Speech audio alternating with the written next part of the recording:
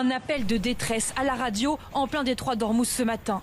Ce pétrolier indien est visé par des tirs de navires iraniens. Mon nom est le deuxième sur votre liste. Vous m'avez donné la permission et vous me tirez dessus. Laissez-moi faire demi-tour. Il est obligé de battre en retraite. D'autres cargos auraient aussi été ciblés.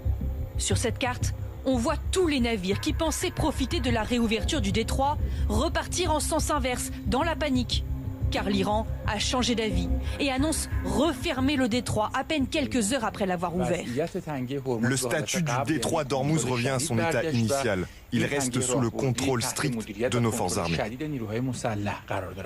Et le guide suprême de menacer dans un communiqué. La vaillante marine se tient prête à faire goûter à l'ennemi l'amertume des nouvelles défaites. Le commerce mondial suspendu au bras de fer entre États-Unis et Iran, au gré des infos et intox des deux camps. Donald Trump se veut aujourd'hui inflexible.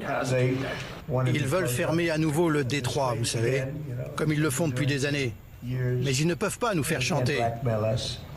Le président se montre beaucoup moins optimiste qu'hier soir devant ses partisans. Il se targuait alors d'un accord imminent, y compris sur le sujet ultra sensible du stock d'uranium détenu par l'Iran.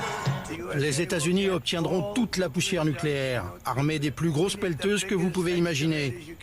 On va y aller ensemble avec l'Iran, le chercher. On va le rapporter rapidement aux États-Unis. Annonce immédiatement démentie par l'Iran.